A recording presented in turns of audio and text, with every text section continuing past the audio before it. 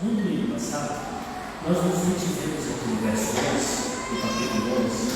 Ficamos bem no início aqui do capítulo 11, quando o apóstolo Paulo falava sobre uma demanda muito importante aqui do povo judeu, e nós nos detivemos na soberania de Deus.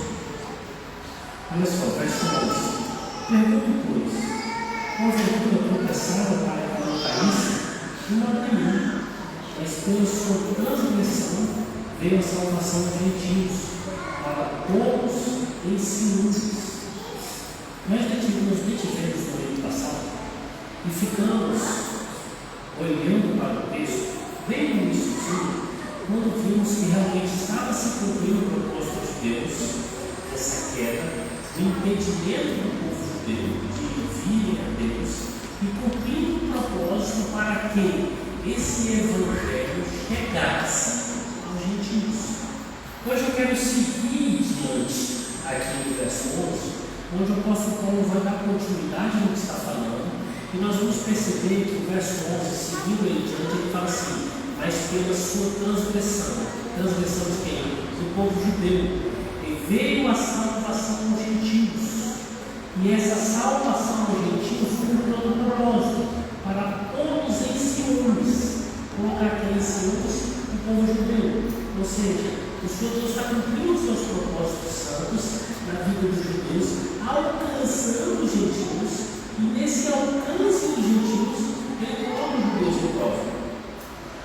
Hoje nós vamos olhar, meus irmãos, esse verso 11, e nós vamos nos deter hoje daquilo que nós falamos no domingo passado, da responsabilidade humana. Porque no domingo passado nós falamos sobre a soberania de Deus, e a soberania de Deus nos mostra que tudo está sob o controle do Senhor Deus. Ele domina, controla, rege e determina aqueles que virão a Ele e aqueles que não virão. Nós estamos vendo aqui no livro de Romanos, nesses três capítulos, 9, 10 e 11, que o Senhor Deus preserva aquilo que Paulo chama de remanescentes da fé. Um pequeno grupo de judeus que abraçaram a fé em Jesus Cristo, e aos demais ele restringiu a sua vida. Vimos isso de forma enfática no ano passado. Agora nós vamos ver hoje o que aconteceu. Como é que esses homens fizeram? O que eles fizeram para que eles não chegassem a ser Deus? Olha só,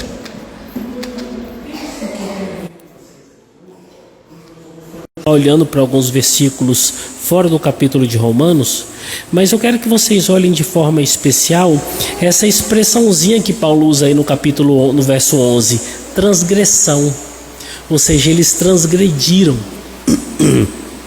E aí nós temos que nos perguntar: que transgressão é essa? Que erro foi esse? Que erro tão grande foi esse para que esses homens cometessem e esse ato deles fizessem com que eles não pudessem já chegar a Deus? O verso 12 repete a mesma palavra, a mesma expressão, olha aí. Ora, se a transgressão deles, de novo, ou seja, verso 12 repete. E eu quero que você olhe aí na sua Bíblia. Paulo detalha nesse bloco qual é a transgressão dos judeus. E qual é a transgressão dos judeus? A incredulidade. Olha aí no verso 20. Verso 20, o apóstolo Paulo fala assim: bem, pela sua incredulidade. Qual é a transgressão dos judeus? Não crer, serem incrédulos. Bem, pela sua incredulidade foram quebrados. Tu, porém, mediante a fé, estás firme. Não te ensoberbeças, mas teme. Paulo deixa muito claro aqui, meus irmãos, que a incredulidade dos judeus foi o motivo para que eles não viessem ao Senhor. Lembram do que nós estamos tratando nesses 3 capítulos? O Senhor Deus promete o Messias há milhares de anos atrás. O proto-evangelho é o anúncio do Messias. Só que o que aconteceu? Quando o Messias chegou, eles olharam para Jesus: este Não, isso não é o Messias. Esse aí é o filho da Maria, filho de José. Esse aí os irmãos dele transitam no nosso meio. Não, isso é besteira, isso não tem nada a ver. Eles olharam para a pregação, o anúncio do Evangelho da Graça. Isso é o reino de Deus? Não, isso é bobagem. Nós preferimos as nossas genealogias, preferimos os nossos rituais, preferimos a nossa religião, que é milenar. E foram incrédulos com a palavra da verdade. Existe soberania de Deus o tempo inteiro. Agora olha a responsabilidade humana. Isso é o Evangelho de Deus. Esse é o Messias prometido. Ele não serve para nós. Foi o que eles fizeram o tempo inteiro. Sabe, irmãos, a incredulidade é algo terrível. E ela continua sendo terrível desde aquela época até os dias de hoje. Isso é visível no nosso meio como crentes. Tem gente no nosso meio que se permanece incrédulo diante de alguns aspectos da verdade. Tem crentes no nosso meio que fazem questão de ficarem cada vez mais robustecidos na incredulidade diante de doutrinas e verdades bíblicas que não apetecem ao coração deles. É como se nós disséssemos, se fôssemos São Marcião. Marcião, personagem histórico, herege, que pegou a Bíblia e fatiou ela todinha. Mas segundo o que apetecia o seu coração, esse livro não é bom. Não é inspirado, joga fora. Esse livro é bom, é inspirado, vamos tê-lo como livro. Esse livro não é bom. Nós somos São Marciãos nos dias de hoje, mas não com a Bíblia, mas com algumas verdades pontuais. Existem assuntos pontuais na Escritura que são doutrina para nós até os dias de hoje, e você vê muito crente falando assim: eu não aceito isso para mim. Não, isso aqui não serve para mim. Não, isso aqui foi verdade há muito tempo atrás, hoje não é verdade mais. Será, irmãos? Aí nós percebemos que a credulidade e a incredulidade está na pauta de um coração agradável por aquilo que é bom para aquela pessoa. Isso não é cristianismo. Perdoe-me, mas isso está muito longe de ser cristianismo. Isso está muito longe de sermos discípulos de Jesus dessa maneira. Quando você olha para a incredulidade dos judeus, o apóstolo Paulo e toda a Escritura mostram que a incredulidade tem suas irmãs. Tem irmãs? Tem. A incredulidade tem suas irmãs. Olha a primeira delas, justiça própria.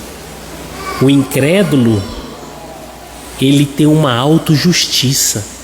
Por quê?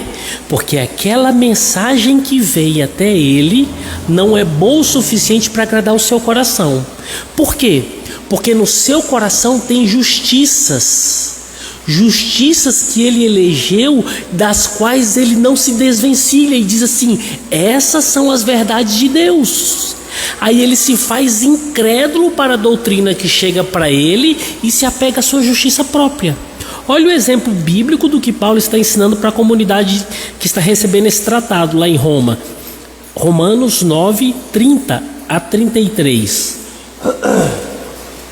Romanos 9, do verso 30 ao verso 33.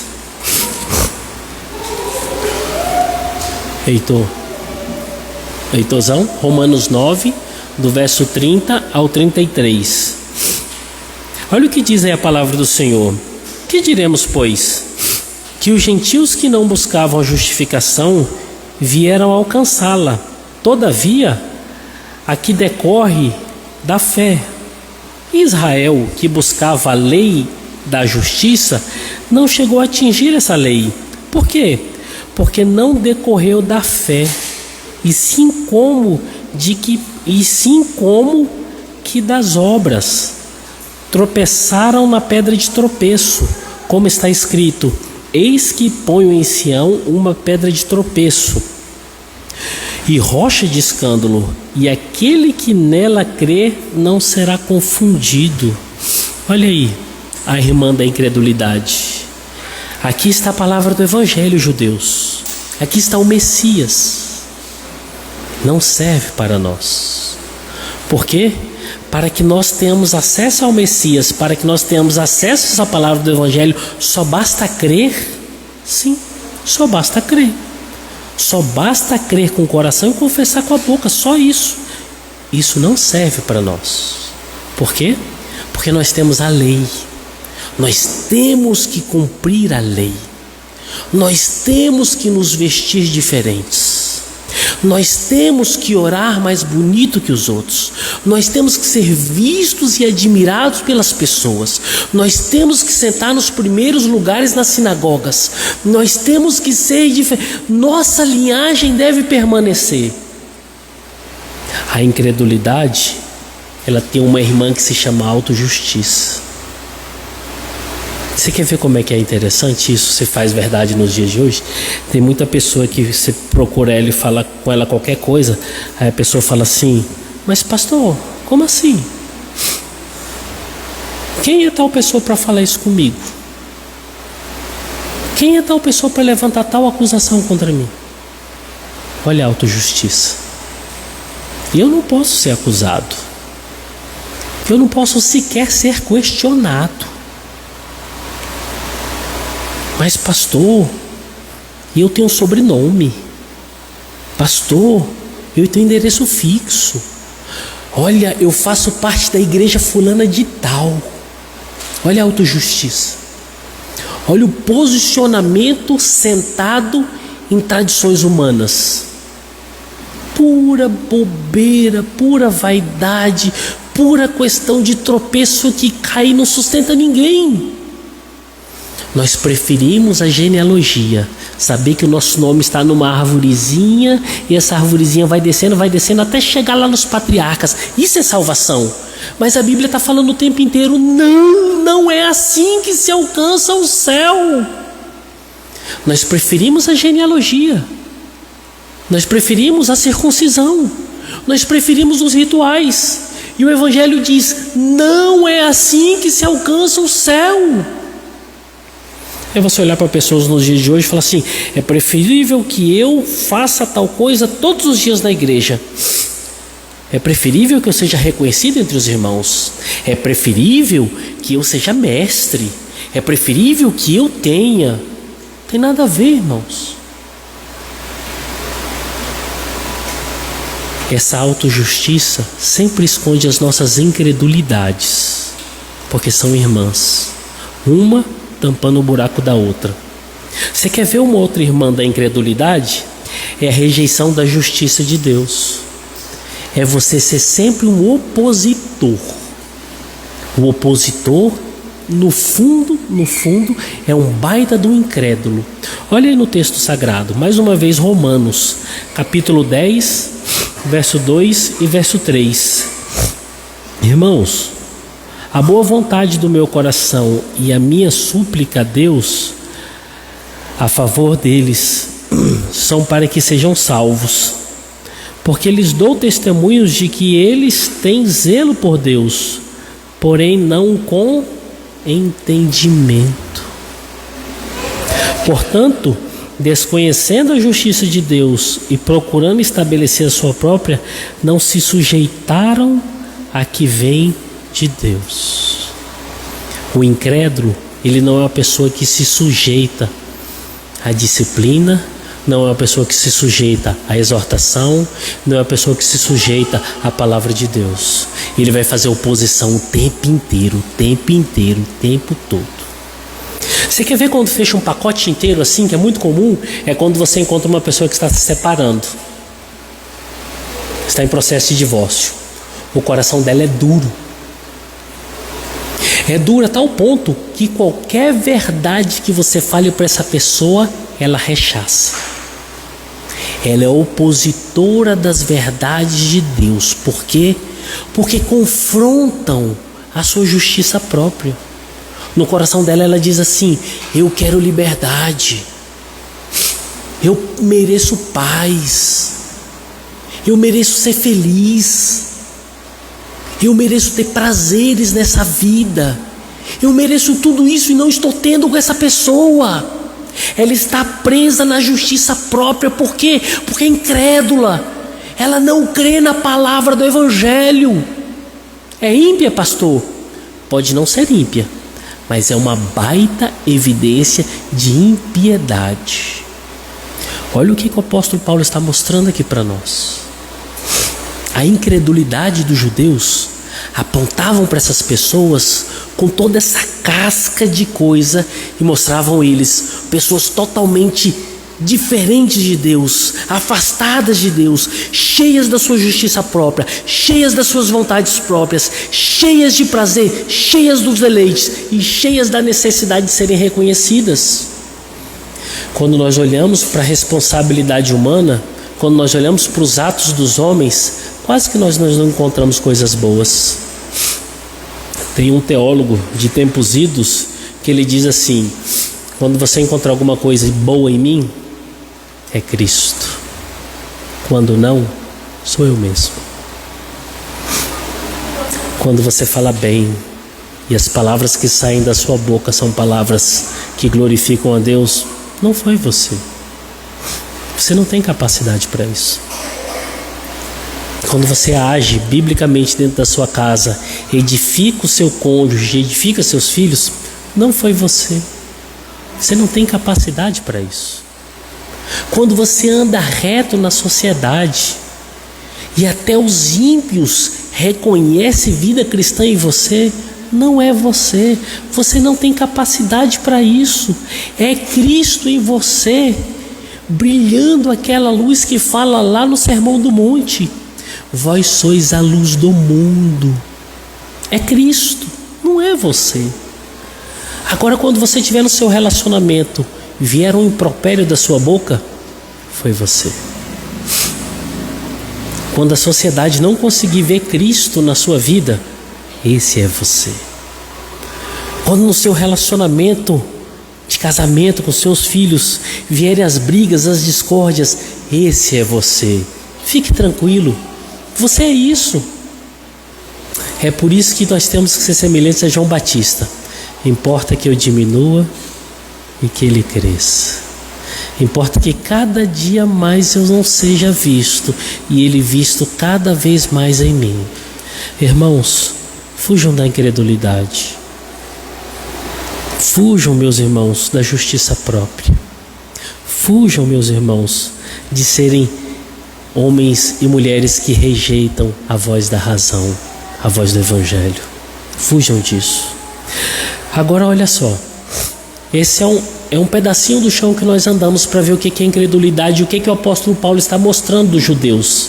Agora nós temos que responder: pastor, e como é que aconteceu a rejeição efetivamente dos judeus, a rejeição dos judeus quando eles ouviram o Evangelho? Tem biblicamente isso? Tem.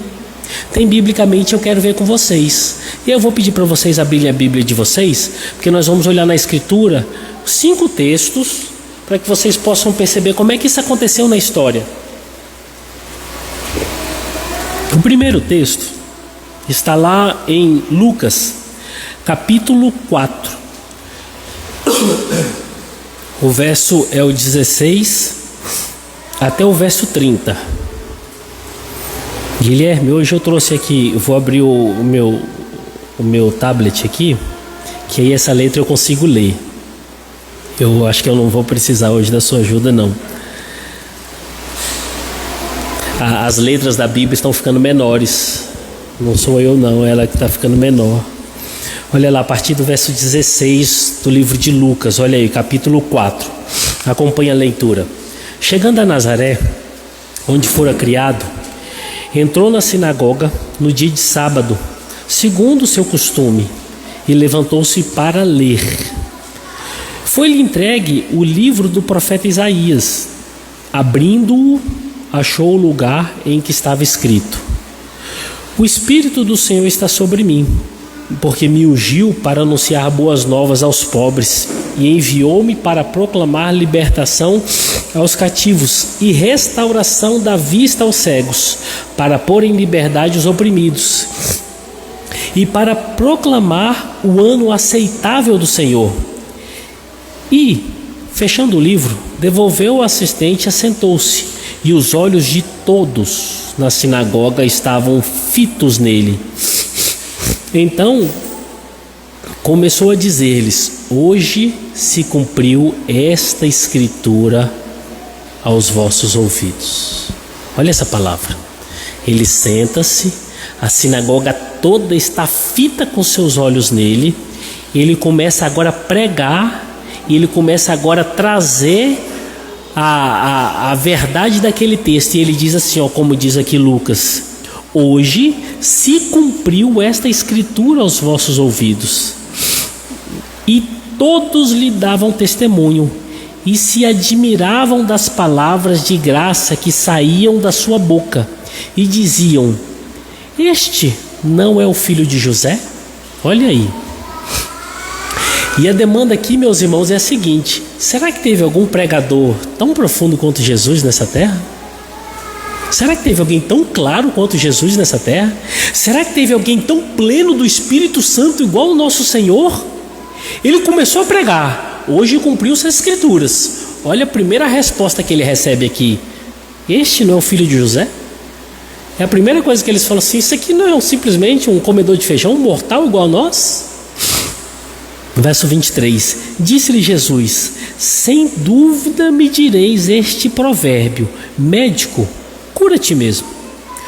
Tudo o que ouvimos teres feito em Cafarnaum, faze-o também aqui na tua terra. E prosseguiu: em verdade vos digo que nenhum profeta é aceito em sua terra. Em verdade vos digo que muitas viúvas havia em Israel nos dias de Elias, quando o céu se fechou por 3 anos e 6 meses, de sorte que houve grande fome por toda a terra. E a nenhuma delas foi enviado Elias, senão a uma viúva de Serepta de Sidom. Também muitos leprosos havia em Israel no tempo do profeta Elias, mas nenhum deles foi purificado, senão Naamã, o sírio. Todos os que estavam na sinagoga, ao ouvirem essas coisas, ficaram o quê, irmãos? Ficaram o quê? Cheio de iras, revoltados, com raiva, com ódio. E olha quem está pregando. Olha quem está pregando. Olha quem são os judeus aqui. Percebe? Responsabilidade humana. E aí o texto continua: e levantando-se, expulsaram-no da cidade e o levaram até o despenhadeiro do monte em que sua cidade estava edificada, para dali o que, irmãos? O precipitarem. Olha o tamanho da raiva, do ódio, da justiça própria e da incredulidade. Eles estavam dispostos a matarem o pregador do evangelho. Olha o tamanho da incredulidade dos judeus. Muitas pessoas olham, e aqui eu não entro só no contexto da grossa camada dos judeus, falam assim: não, são coitadinhos, são pessoas indefesas, são pessoas... Não, irmãos, é realidade humana. Eles escutaram e não aceitaram. Primeira coisa, ofenderam ele: você simplesmente é filho de José, você é um comedor de feijão, você é um mortal como qualquer outro. Depois disso, zombaram e chegaram ao ponto de pegar ele e levar para um alto monte para precipitá-lo de lá. Esses são judeus. Essa é a realidade humana. E o verso 30: ele, porém, passando no meio deles, seguiu o seu caminho. Nesse momento, o Senhor Deus livra o seu filho da morte, porque não era aquele momento. Sabe o que isso significa? Nós começamos a olhar para o contexto bíblico e começamos a ver quem são os judeus. O que é incredulidade? A incredulidade rejeita a palavra do evangelho. Prestem atenção: a incredulidade rejeita o próprio Messias, e a incredulidade chega ao ponto de matar. Isso mesmo, a incredulidade chega ao ponto de matar. Por quê? Porque ela ofende a minha justiça, e a única pessoa que não pode ser ofendida sou eu. Eu estou disposto a dar cabo da vida de alguém por causa da minha justiça. Essa é a responsabilidade humana. Esse é o primeiro exemplo. Vamos para mais um exemplo. Abram a Bíblia de vocês aí, Atos, capítulo 13, verso 42. Atos, Heitorzão. Atos, capítulo 13, verso 42.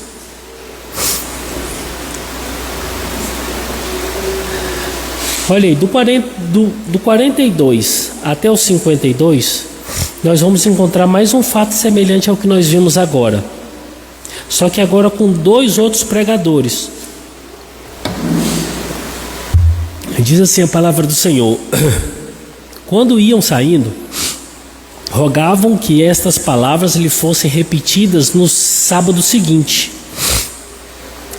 E, despedida a sinagoga, muitos judeus e prosélitos devotos seguiram a Paulo e Barnabé, os quais, falando-lhes, os exortavam a perseverarem na graça de Deus.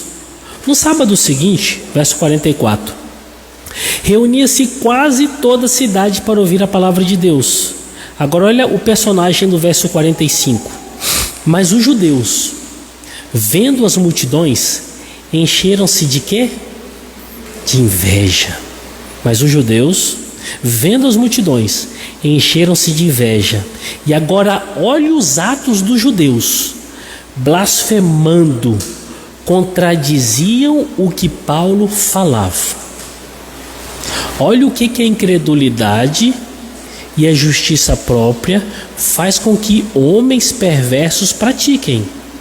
Eles blasfemaram e eles contradiziam o que Paulo falava. Vocês conhecem o escopo da mensagem de Paulo?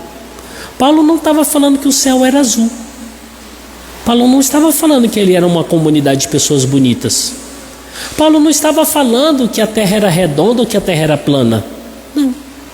Paulo estava falando assim: Jesus é o Filho de Deus. Jesus é o Salvador.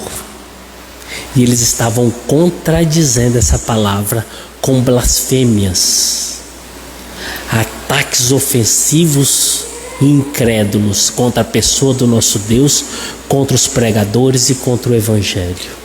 Isso é rejeição. Isso é responsabilidade humana. Olha isso, irmãos. E no verso 45 diz assim: e contradizia o que Paulo falava. Então Paulo e Barnabé, falando ousadamente, disseram: era mister que a vós se pregasse em primeiro lugar a palavra de Deus. Agora prestem atenção. Mas visto que o quê? A rejeitastes. Ou seja, os judeus rejeitaram a palavra de Deus. E não vos julgais dignos da vida eterna, eis que viramos para os gentios. Paulo e Barnabé estavam cumprindo a vontade do Senhor, estavam indo à sinagoga pregar o Evangelho. E aqui era o segundo sábado seguido. Só que nesse momento a multidão estava grande, os judeus já deviam ter preparado uma orquestra sinfônica para atacar Paulo, a mensagem, Deus, o Evangelho. E aí Paulo fala assim: olha, o mistério é que eu venho pregar a vocês. Ok? Está se cumprindo. Só que com um pequeno detalhe: vocês rejeitaram o Evangelho de Deus. Agora cumpre-se a vontade do Senhor. Nós vamos para os gentios. Olha a porta se escancarando para os gentios e a porta se fechando para os judeus. O Senhor Deus aqui estabelecendo e cumprindo a sua palavra através da responsabilidade humana que cumpre todas as coisas. Verso 47: porque assim nos ordenou o Senhor: eu te pus para a luz dos gentios, a fim de que sejais para a salvação até os confins da terra. Os gentios, ouvindo isso, olha que maravilha aí, verso 48: os gentios, ouvindo isso, alegravam-se e glorificavam a palavra do Senhor, e creram todos. Agora é todos? Todos os gentios creram? Não. Creram todos quantos haviam destinados. No número dos gentios havia um número pequeno também daqueles que seriam destinados. creram todos quantos haviam sido destinados para a vida eterna. A cena é essa: Paulo saindo ali do meio do povo, saindo do meio da sinagoga, pregando a palavra para os gentios, eles se alegrando, e o evangelho saindo do ouvido e indo para o coração daqueles que estavam ordenados à salvação. Olha que maravilha. Verso 49: e divulgava-se a palavra do Senhor por toda aquela região. Verso 50: mas os judeus incitaram as mulheres devotas da alta posição e os principais da cidade, suscitaram uma perseguição contra Paulo e Barnabé e os lançaram fora dos seus terrenos. Mas estes, sacudindo contra eles o pó dos seus pés, partiram para Icônio. Olha que situação. Vocês lembram quando Jesus fala para os discípulos: vão de 2 em 2, entrai nas cidades, nas casas. Quando algum local não receber vocês, saiam em paz, mas sacolejem as vestes, batam os pés, porque até a poeira que cair vai ser testemunha contra eles, porque eles rejeitaram a palavra do Evangelho. Sabe o que é isso aqui, irmãos? Sabe o que é isso aqui? Condenação. O Senhor Deus, através dessa poeira, está condenando esse povo, porque rejeitaram a palavra do Evangelho.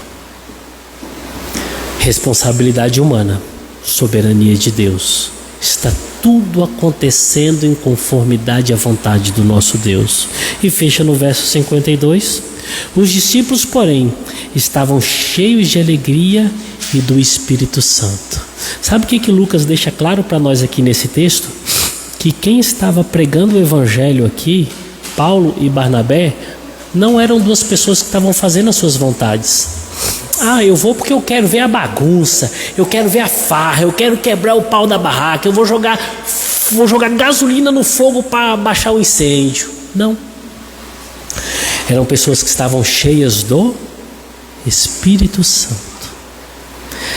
O que esses homens estavam fazendo simplesmente era aquilo que o Espírito Santo estava direcionando eles. E o Espírito Santo estava direcionando esses homens para que se cumprisse a palavra do Evangelho. Só isso. Primeira rejeição. Olha a segunda rejeição. Atos, mais uma vez. Capítulo 18. Verso 1 ao verso 6. Atos, capítulo 18. Do verso 1 ao verso 6. Mais uma vez aqui, meus irmãos, nós encontramos os judeus rejeitando o Evangelho e cumprindo o que Paulo está falando aqui no capítulo 11. Olha aí o verso 1. Depois disso, Paulo partiu de Atenas e chegou a Corinto. E, encontrando um judeu por nome Áquila, natural de Ponto, que pouco antes viera da Itália, e Priscila sua mulher, porque Cláudio tinha decretado que todos os judeus saíssem de Roma, foram ter com eles. Verso 3. E por ser do mesmo ofício, com eles morava e juntos trabalhavam, pois eram por ofício fabricantes de tendas. Ele discutia todos os sábados na sinagoga e persuadia os judeus e gregos. Quando Silas e Timóteo desceram a Macedônia, Paulo dedicou-se inteiramente à palavra, testificando aos judeus que Jesus era o Cristo. Como antes, porém, se opuseram e proferissem injúrias. Verso 6. Como antes o quê? Como antes já era normal para os judeus, eles se opuseram à palavra de Paulo, se opuseram a esse ministério e proferiram o que, irmãos? Injúrias. Os judeus se opuseram ao que Paulo estava pregando. Eles não aceitaram. E eles não ficaram por aí. Eles começaram a proferir injúrias. Sacudiu ele as vestes e disse: olha que cena terrível. De novo, Paulo sacode as vestes. Até a poeira vai ser testemunha contra esses homens. E Paulo diz assim: o vosso sangue seja sobre vossas cabeças. Eu estou limpo, e desde agora vou para onde, irmãos? É por gentios. Mais uma vez, os judeus rejeitam e proferem injúrias. Mais uma vez, responsabilidade humana. Mais um texto, queridos. Ainda estamos em Atos. Atos 19, verso 8 ao verso 11. Atos 19, do verso 8 ao verso 11.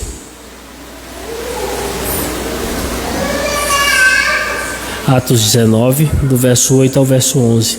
Paulo, entrando na sinagoga, falou ousadamente por espaço de 3 meses, discutindo e persuadindo acerca do reino de Deus. Mas como alguns deles se endureceram e não obedecessem, falando mal do Corinto, do caminho, diante da multidão, apartou-se deles e separou os discípulos, discutindo diariamente na terra de Tirano. Durou isso por 2 anos, de maneira que todos os que habitavam na Ásia, tanto judeus como gregos, ouviram a palavra do Senhor. E Deus, pelas mãos de Paulo, fazia milagres extraordinários. Mais uma vez, o povo rejeitou o evangelho, e Paulo tem que sair no meio deles para que pudesse pregar o evangelho para os gentios. E por último, Atos capítulo 28, verso 23 ao 29. Atos capítulo 28, 23 a 29. Atos 28. Olha o que diz aí a palavra do Senhor.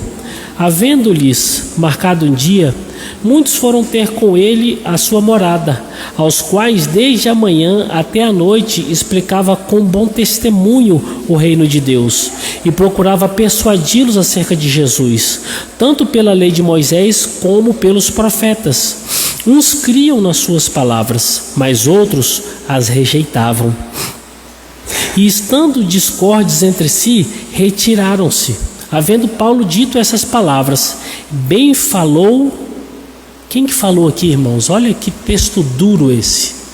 Bem falou o Espírito Santo. Ou seja, essa palavra quem falou não foi homem. Bem falou o Espírito Santo aos vossos pais pelo profeta Isaías. Percebereis,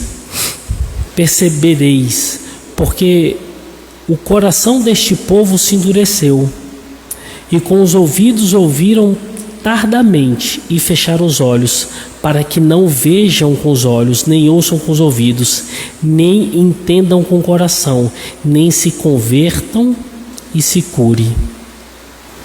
Olha que palavra dura. O Espírito Santo já havia falado através dos profetas em tempos bem antes. Feche os seus olhos, tape os seus ouvidos, para que vocês não vejam, para que vocês não ouçam e para que vocês não entendam. Como vimos domingo passado, a soberania de Deus está transitando. E como estamos vendo hoje, os homens estão respondendo o que o Senhor Deus já havia determinado. Eles se endureceram e rejeitaram totalmente a voz do Evangelho. Como é que essa verdade deve chegar a nós? Irmãos, eu não conheço, eu não sei o que Deus escreveu no seu livro. Salmo 139, verso 16. Todos os seus dias estão escritos ali e determinados. Mas eu posso responder essa verdade dizendo da seguinte forma: Senhor, fale comigo. Instrua o meu coração nos caminhos da verdade. Modela a minha vida, modela meu coração, modela os meus atos, para que eu não rejeite as suas verdades. Que eu fique longe do caminho dos incrédulos. Essa é a minha oração. Essa é a minha palavra de fé, que deve ser correspondida com os meus atos. Eu devo buscar o Senhor com toda a força, com todo o ardor do meu coração. Eu devo me afastar dos caminhos dos perversos e dos maus. Sabe, irmãos, é muito comum nós olharmos na igreja nos dias de hoje e vemos pessoas crentes, pessoas que estão sentadas nas fileiras dos bancos, mas que quando estão no mundo, quando estão na sociedade, andam com os maus e com os perversos. A boca fala coisas boas, mas as atitudes não corroboram com o que falam suas palavras. Nós vemos crentes bons, bacanas, legais aqui na igreja, mas dentro de casa não correspondem no relacionamento familiar. É incompatível com a palavra do Evangelho. E aí eu tenho que olhar para essa situação, fazer uma análise do texto e dizer assim: Senhor, está incompatível com essas verdades. Eu estou vivendo como um incrédulo.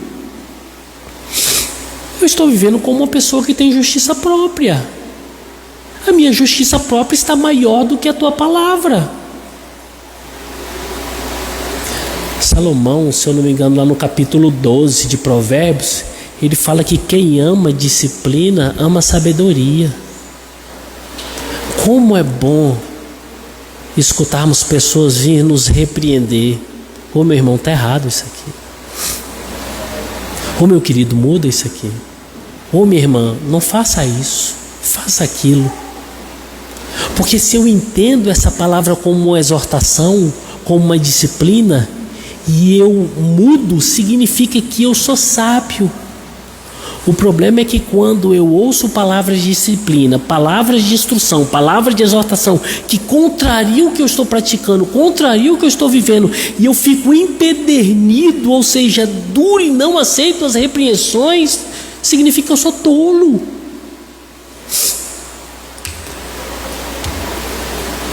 Significa que a minha responsabilidade humana está totalmente alheia à palavra de Deus, como um Deus que chama o seu povo para viver de forma correta.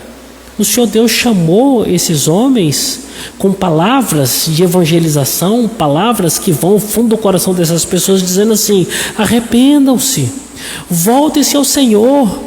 Cristo morreu na cruz do Calvário, pagou o preço de morte, para que nós tivéssemos vida eterna. Ou seja, são palavras de exortação, palavras de consolo, palavras que contrariam a verdade que eles criam, mas eram palavras que mudavam a vida desses homens para uma vida eterna, e eles rejeitaram.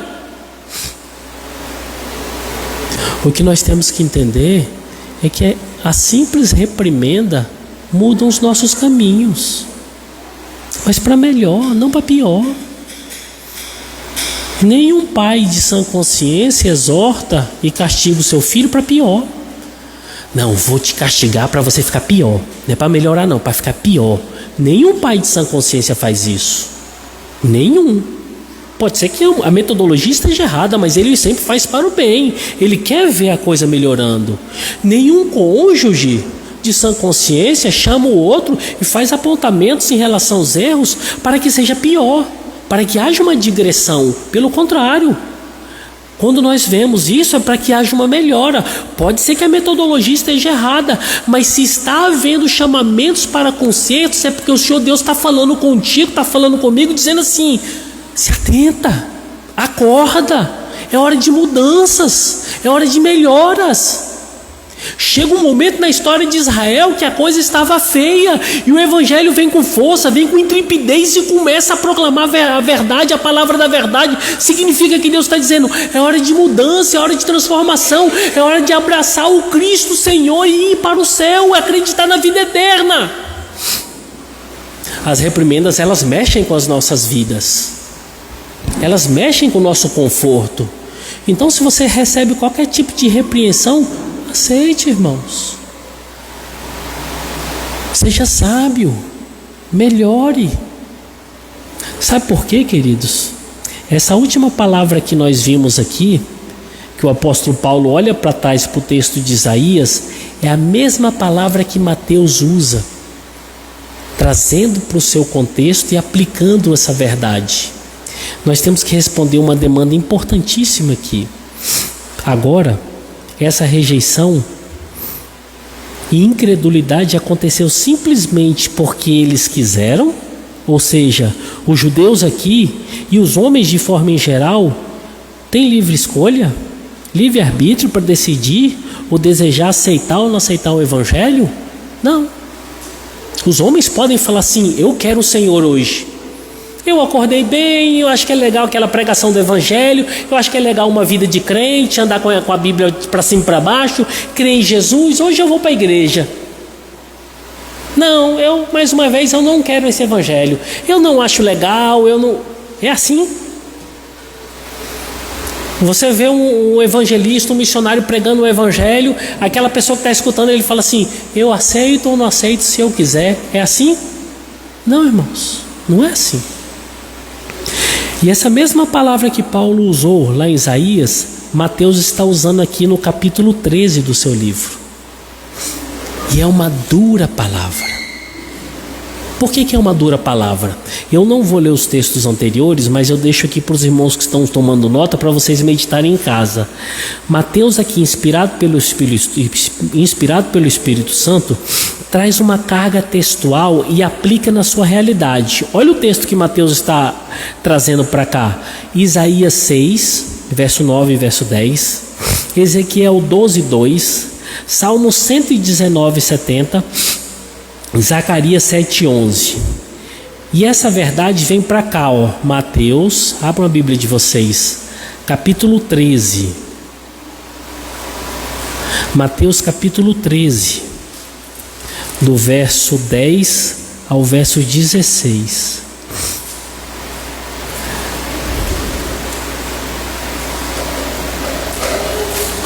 Mateus capítulo 13, do verso 10 ao verso 16. Olha o que diz a palavra do Senhor aí. E chegando-se a ele os discípulos, perguntaram-lhe: por que lhes fala por parábolas? Respondeu-lhe Jesus: porque a vós é dado a conhecer os mistérios do reino dos céus, mas a eles não lhes é dado. Olha que dureza. Para vocês, o Espírito Santo está trazendo essa palavra da verdade. Para eles estão escutando as mesmas coisas. Eles estão aqui junto com vocês. Mas eles não estão entendendo. É porque eles são mais burros que vocês? Não. É porque eles são incapazes? Não. É porque para eles não foi dado esse privilégio. Pois ao que tem, dar-se-lhe-á, e terá em abundância, mas ao que não tem, até aquilo que tem lhe será tirado. Por isso lhes falo por parábolas, porque eles, vendo não veem, ouvindo não ouvem nem entendem. E neles o que, irmãos? Neles se cumpre a profecia de Isaías. Olha o que Mateus está aplicando. O que está acontecendo, Jesus dizendo para os discípulos? O que está acontecendo com esses homens aí é aquilo que Isaías disse alguns anos atrás. E o que Isaías disse alguns anos atrás?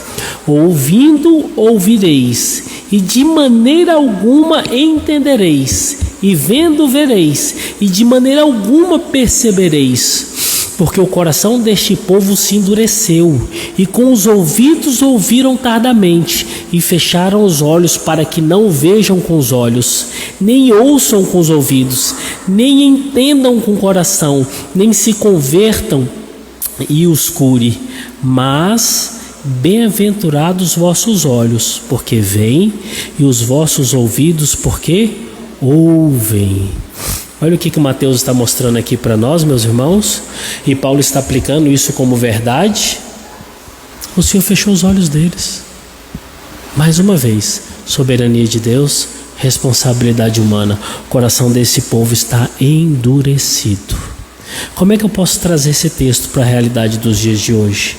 Eu tenho 3 aplicações simples para nós. A primeira delas, meus irmãos, é essa: ir a Deus em busca de salvação. Ou não ir a Deus, não depende do homem, em primeiro lugar. Se ele foi, respondeu o chamado. Se ele não foi, respondeu a recusa. Essa é a realidade de todos os homens. Ir ou não ir a Deus, não depende do homem, não é escolha do homem. É uma resposta do que já está determinado antes da fundação do mundo. E aqui eu incentivo para aqueles que dentro das suas casas não tem alguém que é crente ainda.